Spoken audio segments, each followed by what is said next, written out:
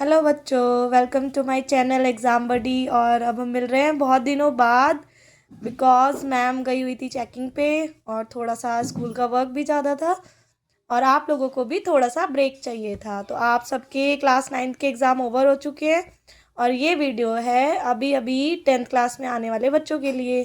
तो पहले तो congratulations to all of you, आपने अपनी 9th क्लास में बहुत बेटर किया है, बट अब की बार आपको बेस्ट करना है। ठीक है, तो अब हम स्टार्ट करते हैं साइंस की सीरीज़ और यहाँ पर हम डेली 1 या 2 टॉपिक्स कंप्लीट करेंगे चैप्टर वाइज। ठीक है, आपको मुझे कमेंट करना है जो भी आपकी क्वेरी होगी और आपका होमवर्क क्वेश्चन, उसका आंसर मुझे कमेंट में ज़रूर दोगे। ठीक है, आपको पैसिव लर्नर नहीं बनना है कि सिर्फ वीडियो देख रहे हो, सुन रहे हो। प्लीज़, जितने भी नोट्स हैं मैं आपको इसीलिए पीडीएफ फॉर्म में प्रोवाइड नहीं कर रही हूँ कि आपको भी थोड़ा सा काम करना है। ठीक है, क्योंकि आप लोग ऑनलाइन प्लेटफॉर्म का गलत यूज़ करते हो, सिर्फ आप उन वीडियोस को देख रहे हो, आप कुछ भी याद नहीं कर रहे हो, ना ही आप उसको कहीं पे नोट डाउन कर रहे हो। तो इतना नहीं बनना है। अभी आपको क्या करना है, जैसे हम लोग स्ट्रगल करते थे, लिखते थे सारी चीज़ों को, हमारे पास तो ओनली बुक्स थी। आपके पास एक हेल्प सबसे बड़ी क्या है कि आप जब मर्जी आए तब इस वीडियो को दोबारा ओपन करके फिर से समझ सकते हो। ठीक है, इससे ज़्यादा कोई हेल्प नहीं होगी। आपको क्या करना है, जितने भी नोट्स मैंने बनाए हैं उनको कॉपी करो और मॉडिफाई करो, ऐड करो, जो भी चीज़ें आपको मिल रही है 4 जगह से पढ़ो, रिसोर्सेज से पढ़ो। ठीक है, अपनी नॉलेज को इन्हेंस करो। ये नहीं कि किसी ने इतना बता दिया तो बस उसी पे बैठ गए हैं। तो पहले तो अपना पैटर्न बदलो पढ़ने का, अगर आपको अच्छे मार्क्स स्कोर करने। क्योंकि देखो, जो सीबीएसई है वो एनालिटिकल एग्ज़ाम बनाने की तरफ है। मतलब अब आपको एज इट इज़ बुक के क्वेश्चन नहीं मिलेंगे, बल्कि आपको एनालिटिकल क्वेश्चन ज़्यादा मिलेंगे। ठीक है, चाहे वो मैथ्स हो या साइंस हो। तो बाद में ये कहने से कोई फ़ायदा नहीं है कि बहुत हार्ड था एग्ज़ाम, ये वो। हार्ड नहीं होगा एग्ज़ाम। ठीक है, तो हम स्टार्ट करते हैं हमारा केमिस्ट्री के साथ। ठीक है, तो हमारा जो फर्स्ट चैप्टर है, क्योंकि मैंने एक लाइट चैप्टर लिया है, बहुत छोटा है, बहुत कम टॉपिक्स हैं इसमें और बहुत ईजी भी है। बट हाँ, बहुत सारा होमवर्क मिलेगा इसमें से, तो होमवर्क प्लीज़ करना। जो जो बच्चा होमवर्क टाइम से करेगा उसको चैप्टर बहुत ही अच्छे से समझ में आएगा। ठीक है, and please prepare your own notes, अपने नोट्स खुद बनाइए। तो हमारा फर्स्ट चैप्टर है केमिकल रिएक्शंस एंड इक्वेशंस। तो जैसे कि आपको पता है, 2 वर्ड हैं ये, केमिकल रिएक्शन एंड इक्वेशन। तो हमने भी इस चैप्टर को 2 पार्ट्स में डिवाइड किया है, केमिकल रिएक्शंस और फिर हम बाद में पढ़ेंगे केमिकल इक्वेशंस के बारे में। तो केमिकल रिएक्शन के बारे में अगर हम पढ़ें तो क्या है, chemical reactions are the process in which new substance with new properties are formed. मतलब केमिकल रिएक्शन एक वो प्रोसेस है जिसमें कि हमें एक न्यू सब्सटेंस मिलेगा, बिल्कुल ही न्यू प्रॉपर्टीज़ के साथ। ठीक है, यानी कि हमारे पास कुछ एलिमेंट, कुछ कंपाउंड होंगे जिनको हम क्या करेंगे, रिएक्ट कराएंगे, और जो हमको नया मिलेगा वो उन दोनों से बिल्कुल ही डिफरेंट होगा। उसकी जो प्रॉपर्टीज़ होंगी वो बिल्कुल ही डिफरेंट होंगी। केमिकल रिएक्शंस के एक क्वेश्चन आता है यहाँ से आपका कि what actually happen during the chemical reaction. Chemical reaction के टाइम पर आखिर एक्चुअल में होता क्या है। ठीक है, तो आपको पता है, देखो, एटम कभी भी चेंज नहीं होता। आपका जो चेंज होगा वो क्या होगा, अरेंजमेंट चेंज होगा। मतलब आपने अगर एक तरफ कार्बन लिया है, ऑक्सीजन लिया है या क्लोरीन लिया है, तो ऐसा नहीं है कि अब यही क्लोरीन ऑक्सीजन में कन्वर्ट हो जाएगी, है ना। क्लोरीन के एटम तो क्लोरीन के ही रहेंगे ना।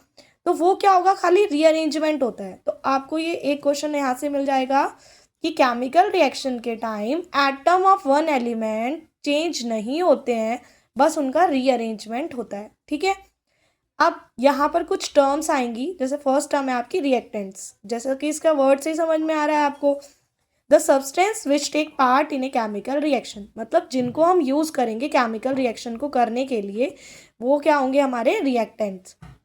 प्रोडक्ट, द न्यू सब्सटेंस, जो नया सब्सटेंस हमको मिलेगा इस केमिकल रिएक्शन प्रोसेस के टाइम पर, उसको हम बोलेंगे प्रोडक्ट। फॉर एग्जाम्पल, अगर हम मैग्नीशियम रिबन लेते हैं तो उसको ऑक्सीजन के साथ रिएक्ट कराते हैं, तो ये दोनों क्या हो गए, रिएक्टेंट हो गए।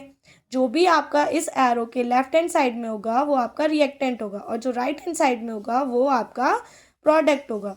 तो मैग्नीशियम रिबन कैसी थी आपकी, सॉलिड। ऑक्सीजन कैसी थी आपकी, कैसी थी, मुझे कमेंट में बताएंगे। और आपको इसमें रिक्वायरमेंट किसकी थी, हीट की, और हीट का सिंबल। ये 2 चीज़ मुझे कमेंट में ज़रा बताना।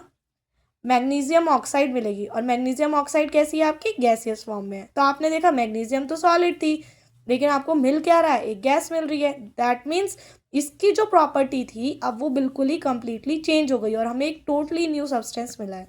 तो this is all about the chemical reaction. क्या होता है कि हम दो प्रोडक्ट को रिएक्ट कराते हैं, दो या दो से ज़्यादा, जिससे कि हमें एक दो प्रोडक्ट बोल दिया मैंने, सॉरी, दो रिएक्टेंट को मिलवाते हैं, दो या दो से ज़्यादा को, और हमें जो मिलता है वो मिलता है टोटली न्यू प्रोडक्ट। अब यहाँ से एक बहुत ही इंपॉर्टेंट क्वेश्चन है, मतलब ऑलमोस्ट रिपीटेड है और 2 मार्क्स में आता है या फिर कभी कभार MCQ में आता है, ठीक है, कि हम जो ये मैग्नीशियम रिबन है जब हम इसको बर्न करते हैं तो उससे पहले हम इसको रब क्यों करते हैं सैंड पेपर के साथ। तो आपको पता है मेटल है, मेटल रिएक्ट कर जाता है, किसके साथ रिएक्ट कर जाता है, ऑक्सीजन के साथ। तो मेटल के ऊपर मैग्नीशियम ऑक्साइड, जैसे आयरन के ऊपर रखती है ना जिसको हम रस्ट बोलते हैं, उसी तरीके से मैग्नीशियम के ऊपर मैग्नीशियम ऑक्साइड की एक लेयर, और वो भी कैसी लेयर, प्रोटेक्टिव लेयर, मतलब वो उसको फर्दर बर्न नहीं होने देती है, मैग्नीशियम को बर्न नहीं होने देती है। कौन सी उसकी प्रोटेक्टिव लेयर है, मैग्नीशियम ऑक्साइड की। तो इसको रिमूव करने के लिए हम क्या करते हैं, इसको बर्न करने से पहले रब करते हैं, ठीक है।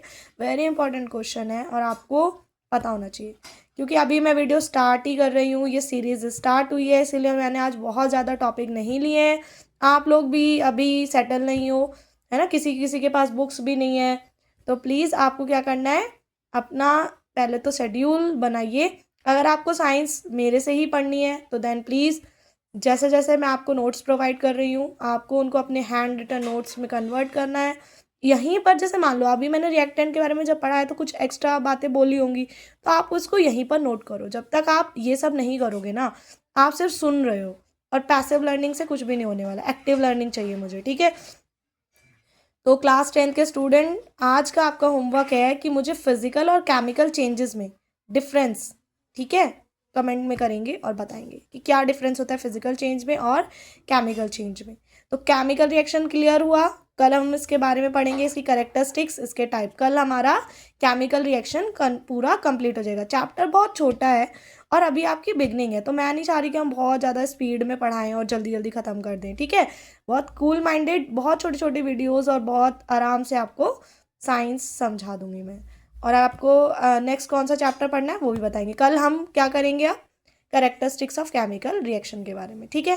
प्लीज़ ओके, मिलते हैं, बाय नेक्स्ट वीडियो में।